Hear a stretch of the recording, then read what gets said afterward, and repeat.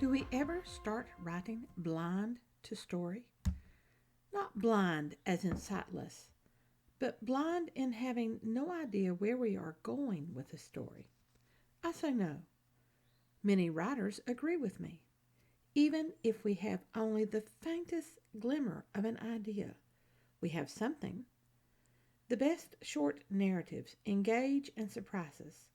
Lester Dent knows how to keep each story separate rather than a dull repetition of previous ones. He decides certain major points before he puts pen to paper. We should too, and this episode can help.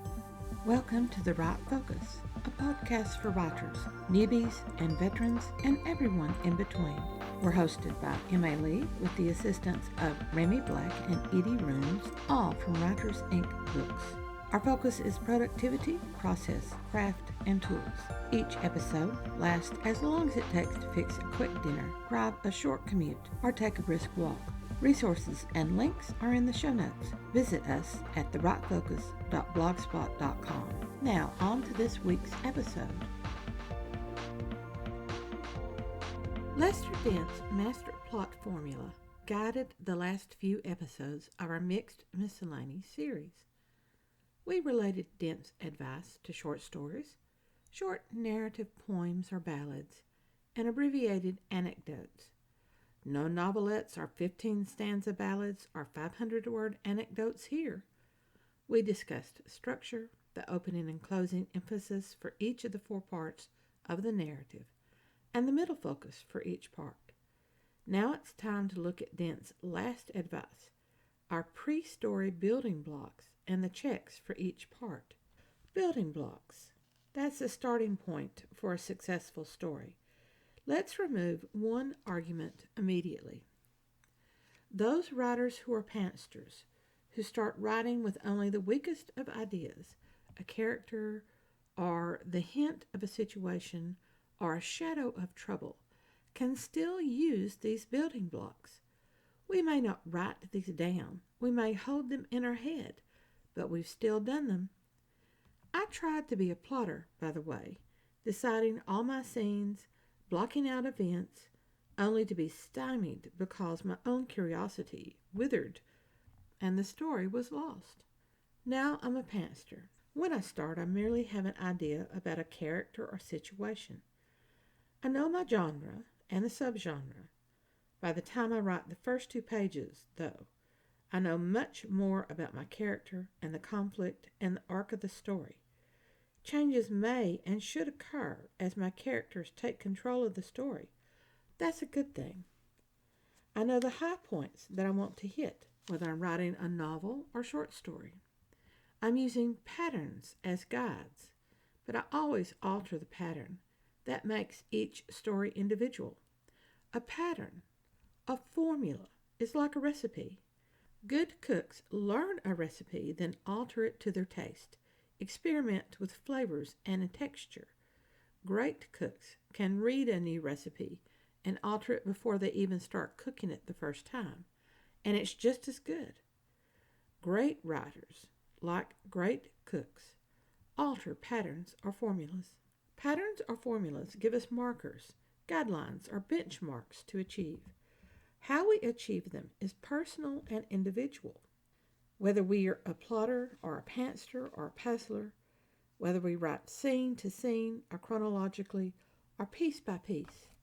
Experienced writers, veterans of long practice, have internalized these markers or guidelines, the benchmarks of the pattern or formula. Lester Dent gives us writers his master plot formula to help us. The 4-part formula itself has as a major element in each part a surprise twist. See, even he didn't want cookie-cutter plots. It's a formula, a recipe that we tweak. We actually have to tweak it. Cooks will tweak recipes whether they try to or not. Ovens that bake with temperature differences, daily changes in humidity, slight changes in ingredients like the difference in manufacturing salt and sea salt, or in grinds of salt. All these affect the final product. Even new cooks who use bought cookie dough already pre-sliced will vary the given cooking directions with humidity and oven temps. They can't help it. Lester Dent gives us building blocks for short stories, which we can expand easily for longer stories into novelettes and novellas and novels and epics and series. Let me quote him directly. He says, here's how it starts. These are the building blocks, remember? 1. A different murder method for villain to use. 2. A different thing for villain to be seeking. Now he says villain, and he was writing action adventure.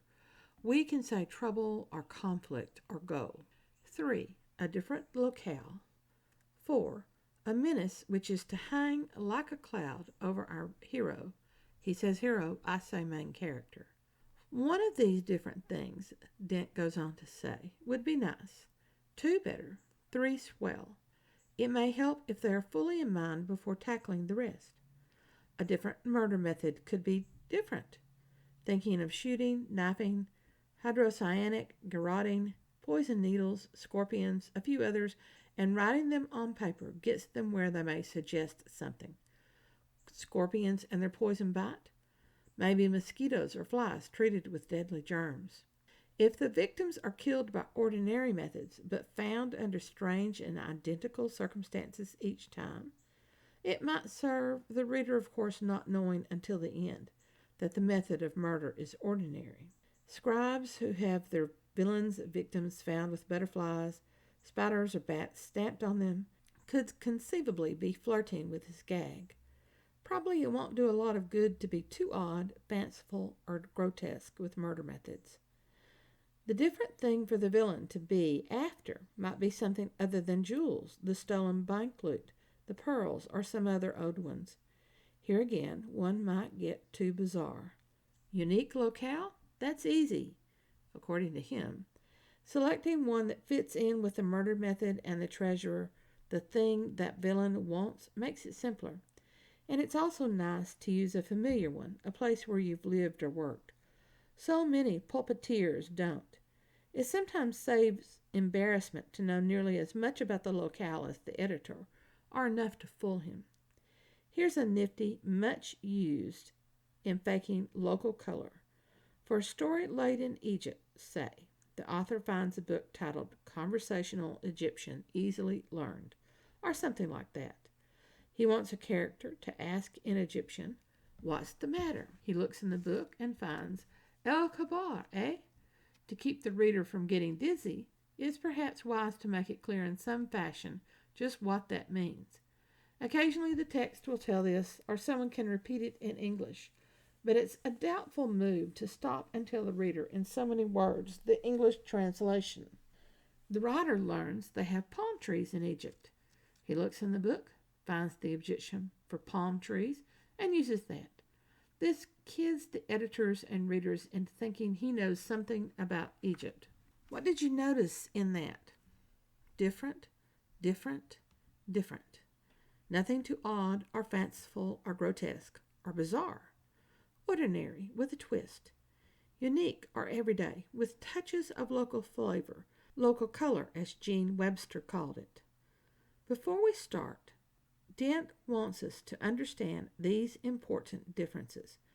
The method of the trouble, the different goal or desire, the different and distinct setting. We also need to work the menace, the danger for our main character, into the story constantly. A danger individualized for that character, one that will affect the main character in the heart or in the gut. These are the building blocks. Dent also gives us checkups for each part. After the first, we check. Does it have suspense? Is there a menace? Does everything happen logically? After the second part is written, we check. Does the second part have suspense? Does the trouble grow like a black cloud? Is our main character having difficulties? Is the second part logical? The third says, does it still have suspense? Is the menace or trouble getting blacker? Does our main character find him or herself in a fix? Does it all happen logically? After 4, guess what we start with? The suspense. Is it held out to the last line? The menace, is it held out to the last? Has everything been explained, and is it logical? Is the punchline, the snapper, enough to leave the reader with that warm feeling? Did God kill the villain or the main character? See the pattern? Each part requires suspense. Each part increases the trouble, the menace, the danger to the main character. Remember, this danger can be physical and external, or emotional and internal, spiritual or intellectual, from a relationship, or from one's career or profession, or from a neighbor or a passerby. Each part must happen logically. The second and third add increased trouble for our main character. In the fourth, to ensure a successful ending to the story, Dent adds everything explained, which is a second check on the logic. And God, our main character, because coincidence, luck, fate, unexplained supernatural intervention is a story killer. Now, let's look at a famous story song of the 1960s to see how it uses surprise in the building blocks while it maintains logic, even in a fanciful world. All trouble will be held until the fourth stage. The song creates a wonderful, enchanted world, then casts everything to gloom. Inferred, though, is a happy ending. Puff the Magic Dragon. We'll have links to the famous version by Peter, Paul, and Mary in the show notes. Here's the first stage. Puff the Magic Dragon lived by the sea and frolicked in the autumn mist in a land called Honolulu. Little Jackie Paper loved that rascal Puff and brought him strings and sealing wax and other fancy stuff. Oh, Puff the Magic Dragon lived by the sea and frolicked in the autumn mist in a land called Honolulu. Puff the Magic Dragon lived by the sea and frolicked in the autumn mist in a land called Honolulu. That, of course, is our chorus. It creates this fanciful world where dragons live, Honolulu. Jackie Paper gives Puff what little boys are interested in. Here's the second stage, and I won't read the chorus. It doesn't change. Together they would travel on a boat with billowed sail. Jackie kept a lookout perched on Puff's gigantic tail. Noble kings and princes would bow whene'er they came. Pirate ships would lower their flags when Puff roared out his name. So Jackie's keeping lookout, Puff is roaring. We still have an innocent childhood ideal land. Third stanza. A dragon lives forever, but not so little boys. Ah, we're entering the menace, the trouble. Painted wings and giant's rings make way for other toys. One gray night it happened. Jackie Paper came no more, and Puff, that mighty dragon, he ceased his fearless roar. His head was bent in sorrow, green scales fell like rain. Puff no longer went to play along the cherry lane. Without his lifelong friend, Puff could not be brave. So Puff, that mighty dragon, sadly slipped into his cave. Without his lifelong friend, Puff could not be brave. The irony here. They expected to be lifelong friends. But boys grow up to men and forget childhood adventure for the adventure of adulthood. Notice how Jackie is growing up in the first two stanzas and he's achieved adulthood in the third.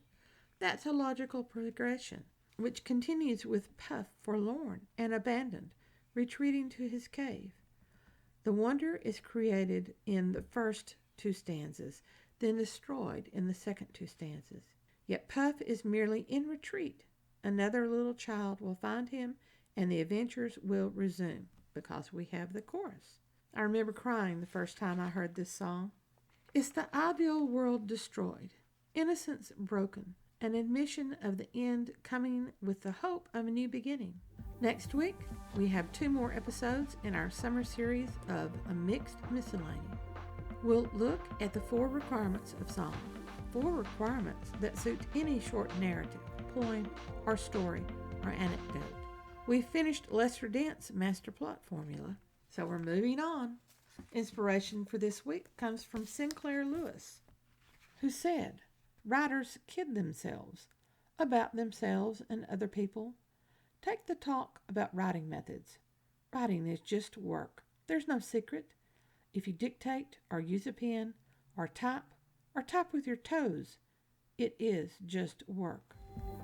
Thanks for listening to The Right Focus, a podcast for writers at all levels, hosted by Emma Lee from Writers Inc. Books, assisted by Remy Black and Edie Runes. Our focus is productivity, process, craft, and tools. Music is licensed through Audio Jungle, called Background Music Loop. Its creator is Alexander Polishchuk, known on Audio Jungle as Plastic 3.